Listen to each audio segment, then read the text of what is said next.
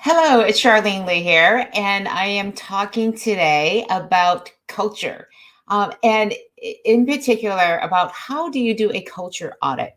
And I wanted to talk about this today because I think, especially with us having been in sheltering in place for almost 2 months now, over 2 months, and we're looking at restarting or returning back to work, returning to a new normal. What does our culture look like today?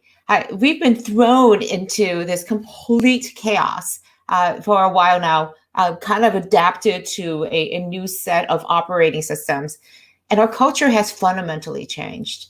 So, what is our culture like today? And also, how do we imagine our culture being in the future? And in the context of all of this background is what's happening with COVID. Huge amounts of uncertainty out there. And in fact, I like to say that the only thing that is certain, absolutely certain, is that things are going to be completely uncertain.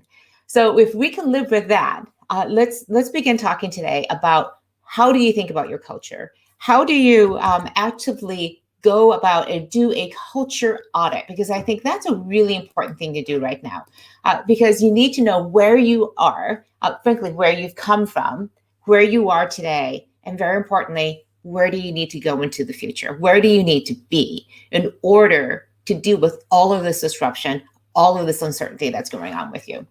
So I really do strongly think that an audit is a really good thing. Now, I think the biggest problem that we have is that we oftentimes think about a culture audit. Hold on, let me take care of my feed here. That we often think about doing a culture audit as a really difficult thing, one that's really involved and includes a employee survey, really hard to do. And what I want to show you today is a technique on how you can do a quick and dirty audit to get at the most important things that you need to figure out in order to return to work, to have a good base, to understand where you are standing as a culture. And frankly, I think you should be doing this kind of exercise on a regular basis. I recommend doing a quick audit around your culture to make sure things are aligned to where you want things to be. And you've heard that famous quote that's been attributed to Peter Drucker: culture eats strategy for breakfast. And this couldn't be more true now. You're working so hard on a great strategy to return back to work, to anticipate where all the changes are coming from. And all that effort that you're putting into your strategy, the same level of effort needs to be put into your culture too as well. So let's get into what actually culture is. And I want to welcome anybody who's joining online. I would love for you to be just putting in here where you're coming from, and also what are the biggest culture questions and concerns that you have about your organization right now? Is it about how your leaders are doing, whether people feel safe? How has your culture even changed? So put into the chat just how you've seen your culture change for the better or for the worse. And I would love to hear from that because, again, it's always great to hear from people to get a little bit of context about where you're coming from. So what I'd like to do is just share this one little concept that I have about what culture is. And I try to keep it really, really simple. That culture is simply made up of the beliefs of the people in your organization, whether they are formal or informal beliefs, but they are the beliefs that people have. And also just what are the behaviors that are a result of that. So how are people thinking about how they're actually using those beliefs and coming into action? Because if you don't understand how these two things work together, they actually form the foundation of culture. Everything else flows from this. And what I'll talk about today is how beliefs can really morph from a good place of where you intended them to be in the formal structure into these informal beliefs that become really debilitating. So when I think about these cultures, one of the most important questions to ask is, what are the beliefs that are holding back your organization from attaining what your strategy is, to become the type of organization that capable of driving the type of purpose and mission that you want to create, the kind of difference you want to make in the world? And this is a really fun exercise to do. I've done this multiple times with organizations, and you can do this literally in half an hour with people, virtually and in person too as well. But what you do is you basically give people a bunch of Post-it notes, and you ask them to think about what our strategy is, where we want to be going, and then say, what is it about our culture that's holding us back? What are the beliefs, the things that we say to ourselves that keep us from moving forward? And here are a couple examples of beliefs that I've seen people use in the past. So people will say, I can't speak up, I might get fired, we need more data, things have to be perfect. You've probably heard that before. I can't change anything, I'm just a whatever, fill in the blank. And I've heard people say this to me, that I'm just a frontline worker, I'm just a customer service rep, I'm just a salesperson. I've heard executives, I'm just a VP, I'm just a CMO. I've heard the CEO say this, I'm just a CEO, I can't change our culture. And in particular with those CEO leaders, when I talk to them, I'm looking at them going, but you're the CEO. If you can't fix your culture, who are you waiting for to fix it? I love this. Transformation isn't my job, or everyone needs to agree before we move forward. So I keep going back to these kinds of questions and issues are really debilitating, because when you say these things to yourselves, you can't actually move forward. These are the unspoken beliefs. These are clearly not the beliefs you want your organization to be thinking, especially when you're facing these incredibly tough times. So get these Post-it notes on the table. Ask people to write down on each of them, just one belief on each Post-it note, the things that are holding them back, and then put them into the middle. And I'll show you in a second how you can do this virtually too as well. And then go through and have discussions and say, what are these things do we agree to? Do we agree and unanimously say, these things are holding us back? That's your first initial audit, and you can do this literally in 10, 15 minutes. And then very importantly, start making a list of the things that everybody agrees, you should not be saying these things, and make an agreement that we're not going to say these things anymore. And also identify the behaviors that you're having, that you're doing, and say, we're not going to do these things that reinforce those beliefs. It's when you're intentional and strategic about how you're going to go about doing this culture audit. Again, in the context of your strategy, that's the key thing. It has to be in the context of your strategy. Then you can become to think about what your culture needs to look like instead. So I want to go back to one more slide here. And this is an exercise that we did just last week. I did a webinar on culture audits. About how to create a culture that can thrive in disruption. And one of the things we did was to do this literally in real time example using a tool called Mentimeter. And everybody can go onto a place called menti.com, put in a code, and they just put in the beliefs that they felt that was holding them back. And so it's a little bit hard to see. So what I wanted to do was just to go on and show you one other slide that summarized all the beliefs that people had. And this is, again, from about 80 different participants. And we did this in about 3 to 4 minutes from different people from all around the organization. But you'll see some common themes coming across. You'll see that some people had fewer failures. Again, a whole bunch of them around no ability to fail. That failure means retaliation and demotion. On the right, you see hierarchies, that there were processes to follow. My boss is always right. Whole bunch of things around my history of my company, not wanting to go outside the current client base, because that's where we feel safe. Too many people having to be in the process. Employees don't have the right information. It goes on and on and on. You can identify all of these things. And in some ways, this begins to give you a to-do list of what is wrong with your culture. And then it becomes a matter of prioritizing it. And this is something that you can do, again, very quick and easy, using some tools like Mentimeter, menti.com, that allow you to enable employees to do this anonymously. And I want to show you one other tool that we've used at my parent company, Profit, called Remesh. And it uses AI to do something very similar to that, to what Menti does. But we've done this again. You can see this is a research project that we did for one company. What behaviors have held the company back through the years? And we could collate and understand and take all of these open-ended responses, put them in, understand from a semantic point of view, with natural language processing, which of these are very similar to each other, looking at the sentiment, and also look at the popularity of it, but also the consensus, how strongly the people feel about this. On the left-hand side here, you can now see a chart being built up around which of these ideas, these beliefs and behaviors people are really gravitating towards. Trying to do this manually is just a really tough thing to do. So, I'm sorry, I didn't realize I hadn't shown it. So this is what the remesh screen looks like. And you can see, again, just on the left-hand side here, a mapping of all of these beliefs.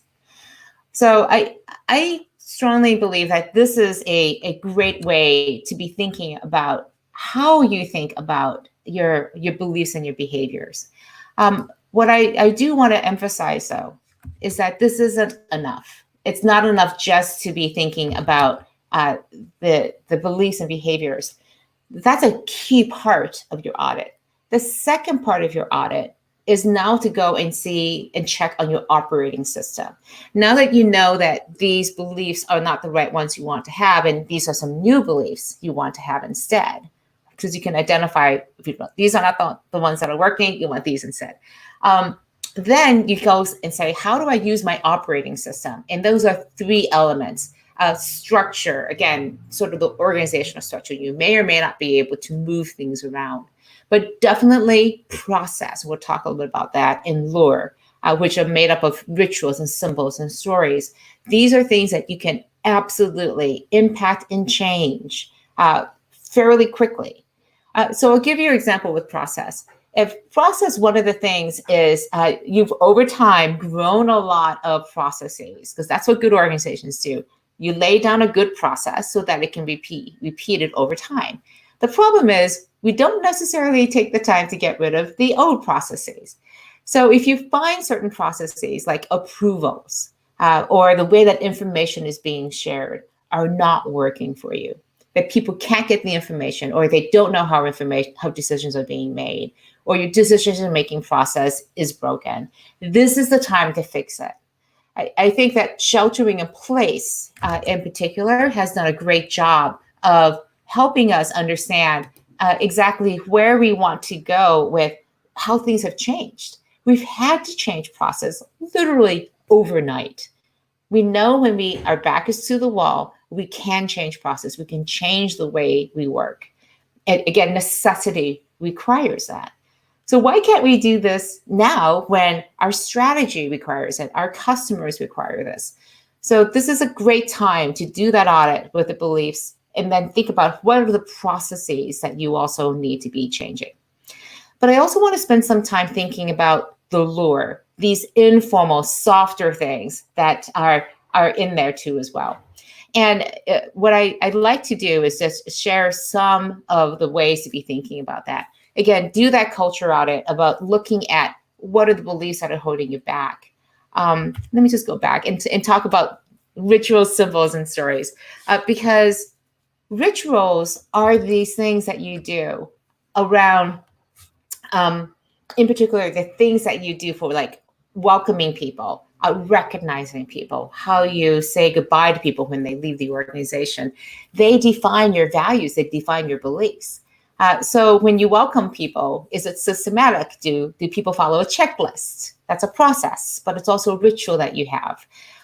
How do we do that now that we're sheltering in place? And now as we move back to our new normal, how are we going to continue doing that? How do we take it to another level so that regardless of whether somebody's joining us on onboarding in person or virtually, they have both a same amazing experience? How do we say goodbye to people? Do we just kind of slam the door behind them, or do we thank them for the time that they've been with us? So the rituals are important to go and catalog. I think also you want to think about the symbols that you have. What are symbols that you use inside of your presentations or in the when people come into work that symbolize what our new values are, our new beliefs. One of my favorite ones is at Amazon. They have in their offices signs that say day one, because there's a belief that you should be working every day as if it was day one of the new beginning. Because the day you think that you're day two, you're acting like it's day two and not day one is the day you start failing. So this is a belief. And so they have symbols everywhere that say day one as a visual reminder for this belief. And I think the last one is stories. Stories are so important because they tell you what you believe that people should be acting at, and in particular, hero stories. I love the story of how two people at 3M invented the Post-it notes. An engineer that invented a glue that didn't work very well, and somebody else who had a choir book because he was a choir master and was putting pieces of paper into the hymnal that kept falling out. And they got together, created, and realized this is a great need. You can make Post-it notes. And they took it to the leaders, to the executives, and they hated it. So they went back, made up a bunch of prototypes, gave it to all the executive assistants of these executives. And when they ran out, they were clamoring for more. And that hero story says that innovation can come from anywhere. But also it teaches a story and a belief that it's not going to be easy. You have to have grit. You have to have determination and to fight in innovative and ingenious ways to get your idea taken seriously. So what are the hero stories inside of your organization? What are the stories you say to each other and to yourselves to reinforce those beliefs? So a couple things you can do with your audit.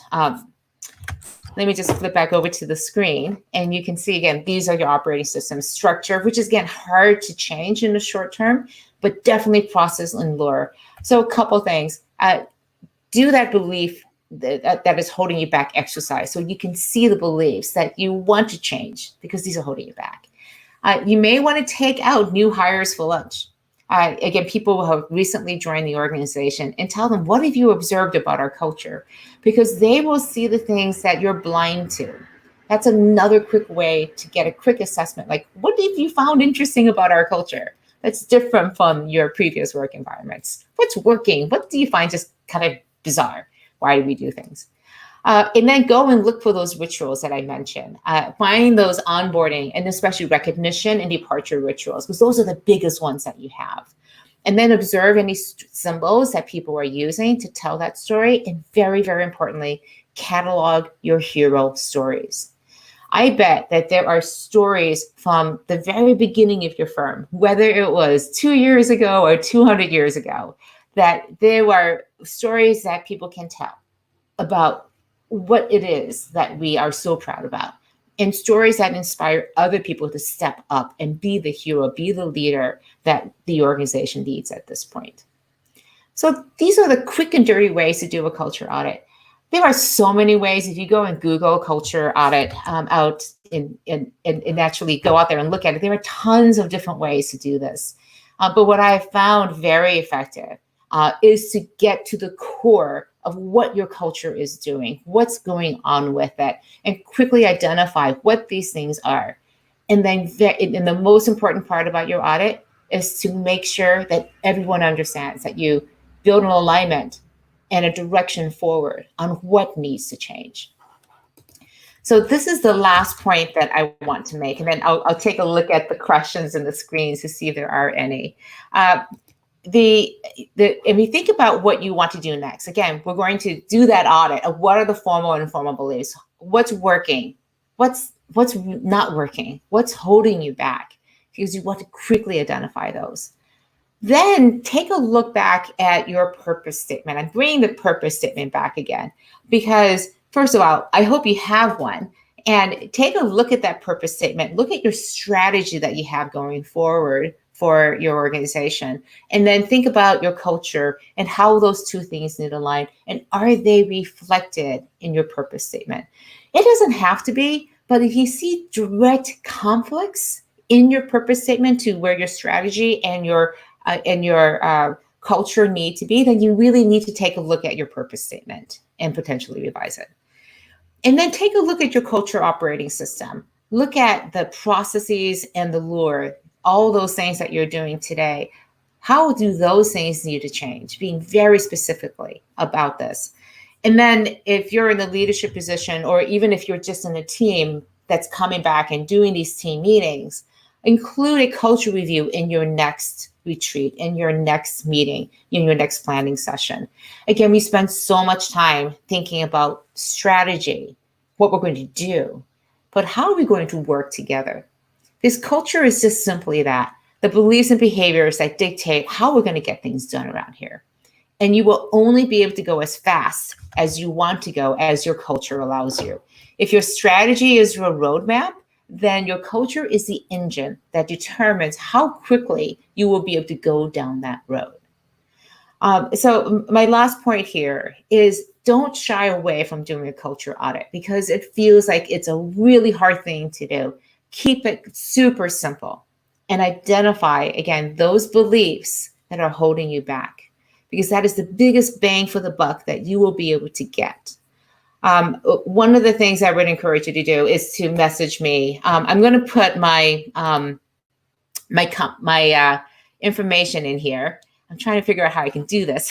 So you can find me. And basically, if you're watching this live, you know I'm on a platform where you can message me directly. You can also email me at charlene@charlenelee.com. I also encourage you to think about joining a group that we have called Quantum Networks. It is a new group that I started and created that allows us to really come together as a community and practice learning how to do this. So I look at creating new ways of connecting and supporting disruptive leaders, because frankly, there isn't a playbook. There hasn't been a way for us to really connect and support each other. So I created this community, and it is free, to be able to allow us to gather together as leaders, disruptive leaders, who really want to make sure that we are thriving in these really turbulent times. So I wanted to take a quick look at the questions and comments to see if there are any here. One of the things that some people are commenting on is that, and this has come across a couple of times, that even though times are really tough, it has really brought us together in ways that we never could have imagined. And I think this is a fundamental change, both inside of organizations, but also with the greater society in general. There is a scenario that we actually come out of this stronger as a society, as communities, as a human race, because we realize how just interdependent we are. It is kind of interesting that it took social distancing for us to be more connected to each other. So I think there's a time and a place here right now where we may want to take a step back and think about not only the culture that we're creating inside of our organizations, but the culture we're creating in terms of society. How do we use this time to do better listening, to do better ability to actually connect with each other? And in the end, if that's really what we want to do, is to be able to connect, solve a lot of the common problems that we have, and move things forward. So I'm just looking here again to see if there are any other questions that are coming in. I know there are some. It's going back to normal. I see one question here, which is, how do we think about what the new normal is going to look like? And if we go back to the office, et cetera.